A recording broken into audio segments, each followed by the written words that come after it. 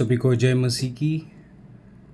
हम सभी ने हाल ही में ईसा मसीहा का पुनरुत्थान पर्व को ज़ोरों से मनाया और मैं सभी को ईसा मसीहा का पुनरुत्थान दिवस पर शुभकामनाएं भेजता हूँ।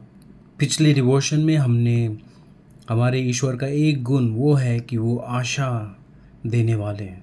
निराशा में हमारे आशा बनकर वो काम करने वाले हमारे खुदावन हमारे ईसा मसीहा हैं। और उन्हीं का पुनरुत्थान का ये जो पर्व हमने मनाया है, उनका पुनरुत्थान और हमारा उम्मीद का ये जो कनेक्शन है, उसके बारे में आज हम कुछ बात करते हैं। और वो सीखने के लिए हम जाते हैं अय्यूब का पुस्तक, अय्यूब जो ओल्ड टेस्टामेंट में है, और 19 चैप्टर 19वां अध्याय 25 और 26।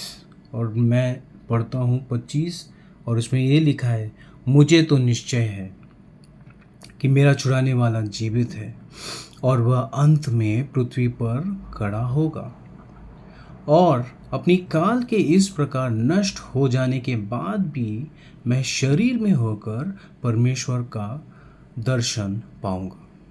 हम सब अय्यूब का कहानी जानते हैं कि अय्यूब एक धार्मिक आदमी था। उसका एक परिवार था, बड़ा परिवार था। अय्यूब का कारोबार था। अय्यूब के पास काफ़ी जीव जंतु संपत्ति काफ़ी था उसके पास, और उसके दोस्त भी थे कुछ। और अय्यूब का एक बहुत बड़ा परीक्षा हुआ, और उस परीक्षा में उसका सब कुछ नष्ट भ्रष्ट हो गया। और हम जानते हैं कि अय्यूब को अपने खुद के बच्चों को दफनाना पड़ा। अय्यूब का कारोबार बंद, उसके जीव जंतु बीमारियों के साथ लथपथ होकर मर गए, और सबसे ज़्यादा अय्यूब का स्वास्थ्य के ऊपर भी एक अटैक हुआ था। और हम जानते हैं कि अय्यूब के दोस्त भी आए और उन्होंने भी उसका सलाह मशवरा किया, बट वो कुछ भी काम नहीं आ रहा था। पर अय्यूब को इस समय उसके उम्मीद को जागरूक करने के लिए एक प्रकाशित वाक्य का ज़रूरत था। एक प्रकाशित हुआ वचन उसको ज़रूरत था, और प्रभु ने उसको उस प्रकाशित वचन से उसका दर्शन हुआ। और ये वचन था वो 25, मुझे तो निश्चय है कि मेरा छुड़ाने वाला जीवित है। मुझे निश्चय है कि मेरा छुड़ाने वाला जीवित है। वाह!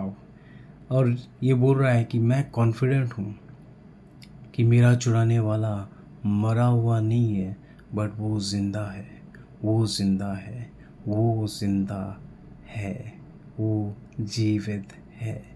और इसी माध्यम से मुझे एक हिंदी गाने का याद आ रहा है, और मैं गाना चाहता हूँ। उसमें ये लिखा है, वो ज़िंदा है, करो कल का सामना, वो ज़िंदा है, डर मिट गया, अब है यकीन मुझको, मेरा भविष्य उसके हाथों में सुरक्षित है, वो जिंदा है, वो जिंदा है, वो जिंदा है। देखो, जब अय्यूब जान गया कि उसका छुड़ाने वाला जिंदा है, बस अभी उसका उम्मीद फिर से जागरूक हुआ, और वो जान गया कि ये परीक्षा जो है वो कुछ दिनों का है, और उसके बाद नए दिन आने वाले हैं।